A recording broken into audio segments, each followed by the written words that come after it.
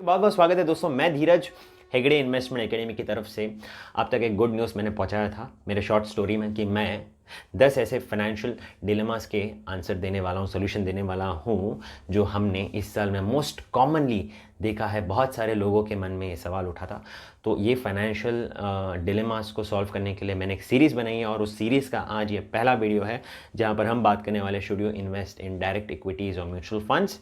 सो चलिए स्टार्ट करते हैं आज का वीडियो।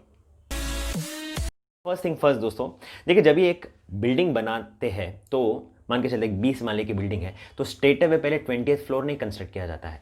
पहले उस बिल्डिंग के फाउंडेशन को बनाया जाता है और उसके बेसिस में जितनी स्ट्रांग फाउंडेशन रहेगी वो बिल्डिंग 20 माले की उतनी लॉन्ग उसकी लाइफ रहेगी। सिमिलरली जब आप एक पोर्टफोलियो बनाते हैं, जब भी आप इन्वेस्टमेंट्स करते हैं ना, forget about equities as of now, जब आप इन्वेस्टमेंट्स करते हैं ना, एक चीज़ का पहले ध्यान दीजिए कि आप एक स्ट्रांग फाउंडेशन अपने लिए बनाएं। मतलब एटलीस्ट 10 से 12 महीने की इनकम आप कहीं तो सेव करके रखें। फिर वो चाहे तो एफडी में हो सकता है, आप कैश में होल्ड कर सकते हैं लिक्विड फंड्स के द्वारा, आप उसको गोल्ड में थोड़ा सा डाल के रख सकते हैं। तो एक एसेट एलोकेशन पैटर्न यहाँ पे फॉलो करके एक स्ट्रांग फाउंडेशन बनाना ज़रूरी है। उसके बाद ही आप फिर इक्विटीज़ में इन्वेस्ट कीजिएगा, चाहे फिर वो म्यूचुअल फंड से हो या डायरेक्ट इक्विटी से। तो ये आपका जब फाउंडेशन बन जाता है उसके बाद का नेक्स्ट स्टेप है कि आप इक्विटीज़ में इन्वेस्ट करें। इक्विटी में जब भी इन्वेस्ट करेंगे ना तो एक चीज़ का ध्यान दीजिए, एक होता है लॉन्ग टर्म इक्विटी इन्वेस्टमेंट्स, मतलब buying the right stock and sitting tight.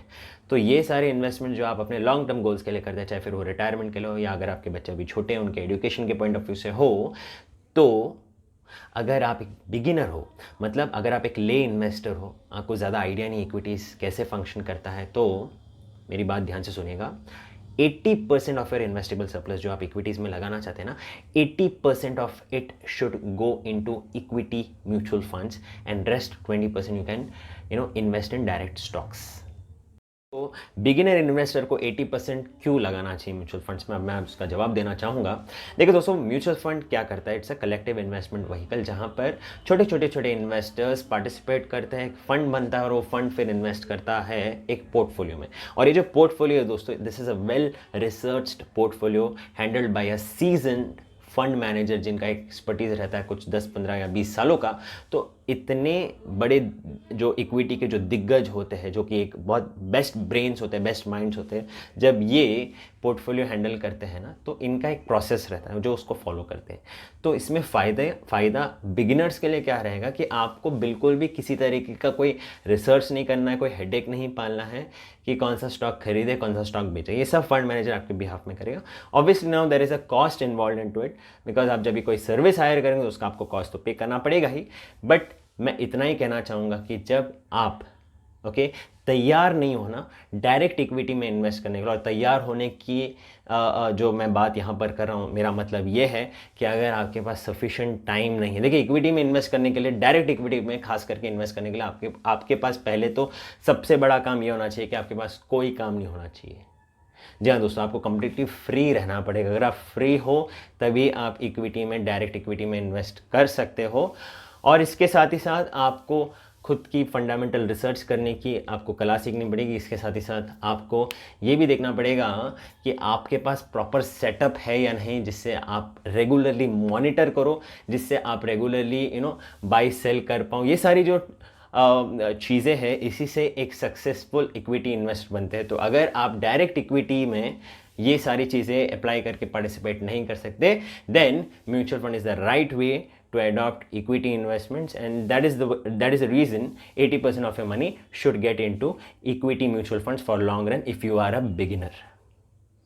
Like to now conclude by saying this, जो 80-20 का रूल है, जो बिगिनर्स है 80% जिनको म्यूचुअल फंड्स में लगाना चाहिए, 20% स्टॉक्स में लगाना चाहिए, ये सेम एलोकेशन हम अगर उल्टा कर दे, मतलब अगर आप सुपर स्पेशलिस्ट हो, स्टॉक्स अच्छे से समझते हो, आपको पता है कब एंटर करना है, कब सेल करना है, आप मॉनिटरिंग कर सकते हो, आपके पास प्रॉपर सेटअप है, रिसोर्सेस है, टाइम है, मनी है, देन यस 80% फंड जो भी आपके पास इन्वेस्टेबल सरप्लस है आप स्टॉक्स में लगा सकते हैं, और कुछ एक पार्ट आपको एसआईपी के द्वारा म्यूचुअल फंड्स में, लॉन्ग टर्म में इक्विटी म्यूचुअल फंड्स में लगाते रहना चाहिए। बट अगर आप बिगिनर हो, एज आई सेड, आपको 80% की एलोकेशन म्यूचुअल फंड में रखनी चाहिए और 20% आप स्टॉक्स में इन्वेस्ट कर सकते हो। बस एक चीज़ का यहाँ पर ध्यान दीजिएगा, जो 20% आप लगाओगे स्टॉक्स में, वो लॉन्ग टर्म का आपका इन्वेस्टेबल सरप्लस नहीं है, वो आप शॉर्ट टर्म के लिए रख रहे हो और बस आप एक एंटरटेनमेंट के पॉइंट ऑफ व्यू से, एक समझने के पॉइंट ऑफ व्यू से, एक अंडरस्टैंड करने के पॉइंट ऑफ व्यू से स्टॉक्स में इन्वेस्ट कर रहे हो। तो अगर ये माइंडसेट के साथ आप एंटर करते हो ना, तो both can actually find place in a portfolio. It is not a fight कि कौन सा बेटर है, कौन सा बेस्ट है। At the end what really matters is that कि आप कौन हो। अपने आप से आपको ये सवाल पूछना है कि क्या आप एक सुपर स्पेशलिस्ट हो स्टॉक्स में। अगर आप नहीं हो तो let the super specialist handle your portfolio which is through mutual funds, and balance you can invest, that is the 20% in direct equities.